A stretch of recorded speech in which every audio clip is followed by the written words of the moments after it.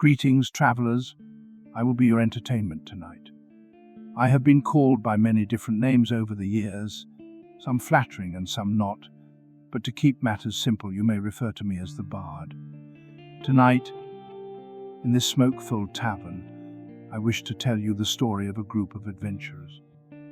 I think by the end of this tale, you too shall be surprised by the escapades that followed this group of gallant heroes. Our story begins in the village of Otari, a small village of around 1,200 residents on the southern shore of the Isle of Cortez.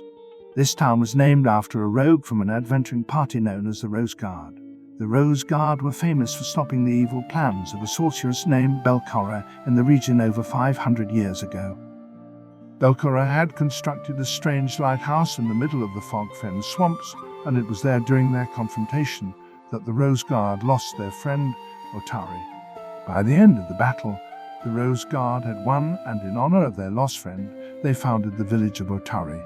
It would be over 500 years before Gauntlight's otherworldly light would bathe the region again. 2 years after the foul light of Gauntlight rekindled, our story begins. The adventures I wish to tell you have had a humble start to their tale. Allow me to tell you about each of them. There was Runa, the cleric of Ragathia, the deity of vengeance, chivalry, and duty. She was skilled with blade and holy magic and felt a divine purpose in protecting those in need. There was a dwarven archaeologist named Durin who was forever curious about the ruins and treasures of all humanoid races and felt a constant drive to find the next great archaeological discovery. Of course, if this discovery could also put gold in his pocket, Durin did not mind. There was the former ship captain, Jarik, a mysterious figure that at times exhibited a rakish spirit and at others quite noble, though he sought fortune and glory on land. His lion's heart yearned for the sea. Unfortunately, his angering of a sea deity made this a difficult predicament, to say the least. Also, he had a crab. Finally, there was my personal favorite, considering he was also a bard, Wozakadoza. He was a kobold with a foul tongue that was only matched by his love of heavy metal music.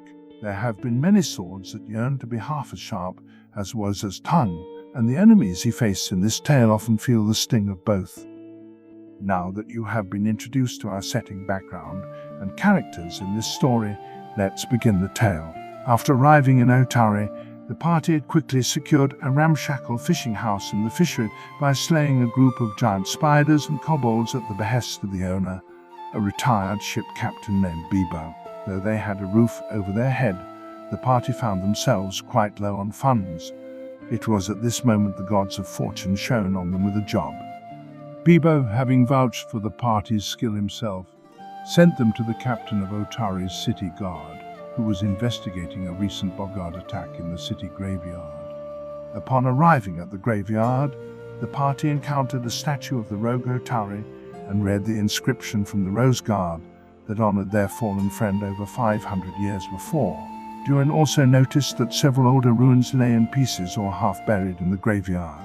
These ruins seemed ancient by all accounts, predating the mostly human stonework that comprised the majority of the graveyard. The largest and most intact piece of these inhuman ruins was a large arch near the northern end of the graveyard. The city guard had posted a barricade around the arch as well as impaled the bodies of several boggards on spikes at the arch. The captain of the guard, a serious man by the name of Lardis Longsaddle, informed the party that the arch had allowed a group of boggards through it the night before. A wizard from town named Moliband had arrived with the mayor and informed the party that for all of living memory the arch had laid dormant. He had no idea how it was activated, or how the frogmen had used it to launch an attack on Otari. Durin studied the arch and noticed some of the runes were dry even though a drizzle had settled over the region. Runa channeled magic into the ruins and a portal suddenly opened. Our heroes wasted no time entering the portal, intent on protecting the town from more attacks. On the other side, the party discovered a similar arch. This arch was part of a cluster of ruins on a hill that was within walking distance of the Gauntlight Tower. It seemed they had teleported a couple hours north of the village into the northern reaches of Fog-Fen Swamp. At the base of these ruins they found the boggart camp. Wulza played an inspiring tune and a great battle began. The frogmen, though primitive creatures, were quite sadistic and evil.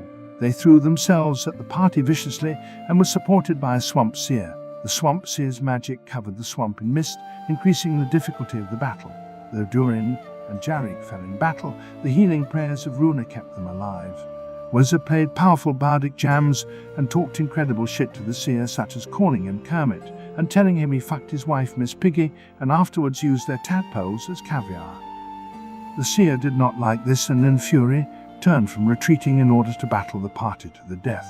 After the fight was over, a woman named Arya was rescued. She had been part of a group of explorers sent to Gauntlet from Otari by the owner of the magical shop, a woman named Rin Svinsky.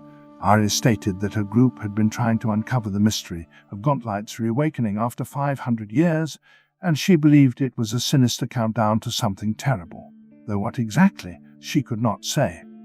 Though injured, Arya wanted to press on to Gauntlet to investigate. The party convinced her to return to Otari so that rest and provisions could be acquired instead. Once back, Captain Longsaddle and Mayor Osip rewarded the party with gold. Woza got the distinct impression the mayor was an opportunistic politician and was only faking his concern for Arya and the town's safety. For his part, the wizard Molibent was in a hurry to get out of the rain, though he did extend an invitation to the party to visit his scroll and bookshop to discuss magical topics in the future. Lady Arya was dropped off safely at Rin's Wonders to recover from her ordeal. The loss of her party and her ill treatment by the frogmen leaving deep scars both seen and unseen. Finally, this chapter of our tale ends with the party retiring to their humble base of operations in the fishery for a well-earned rest. As we begin this next chapter of our story, our heroes must decide what they will do about Gauntlet's reawakening. Let us begin that chapter now.